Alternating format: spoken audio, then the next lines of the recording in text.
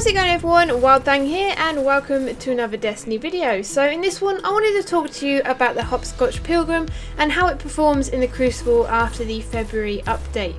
So with these types of pulse rifles, the rate of fire has been slightly increased by 5.3%, and also across all pulse rifles the in-air accuracy has been increased. Now I thought, looking at the update, I might as well try out some pulse rifles, try out some of the high impact pulse rifles in the Crucible and just see how they perform.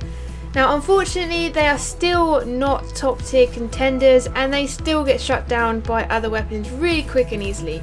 I found that the accuracy for the high impact pulse rifle, especially the Hopscotch, was really difficult to control, and when you're getting hit by last word or anything that's faster fire rate, your aim goes all over the place and I just feel like it's really hard to control. But then saying that, it does feel like it performs well on certain maps, so you want to play around with it and just test out what sort of maps you'll be happy using it on. You want to try out some wide angle maps, some large maps, sort of like Widow's Court. Frontier may be a good one as well because it is such an open space kind of map. Rusted Lands, maybe even Twilight Gap.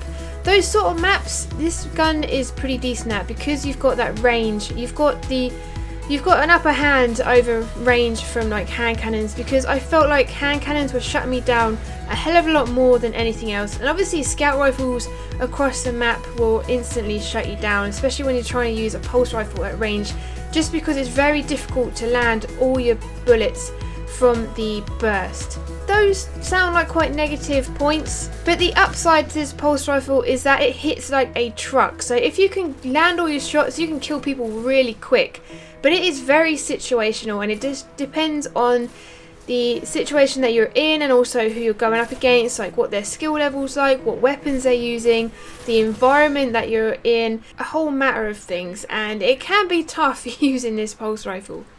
But if you do love these sort of pulse rifles and you're a day one Hopscotch fan, I remember back when it first came out, I remember grinding near on 200 strikes just to get this to drop, and then spending literally everything I had in my vault trying to roll it and get the best perks on it.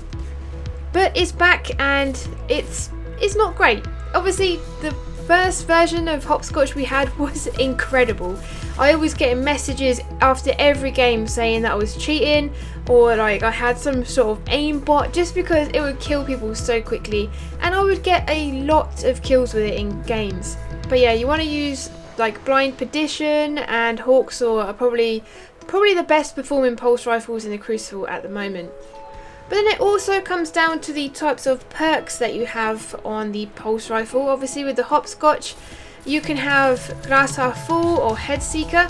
Get Brace Frame on it as well. The magazine is still pretty huge and you kill people within 3 bursts. Maybe even 2 if you've got certain perks on it. I've got a spare change which 2 bursts people, which is pretty cool. I'll probably do another video on that one as well, just to see if it's changed or if it's even a viable weapon anymore.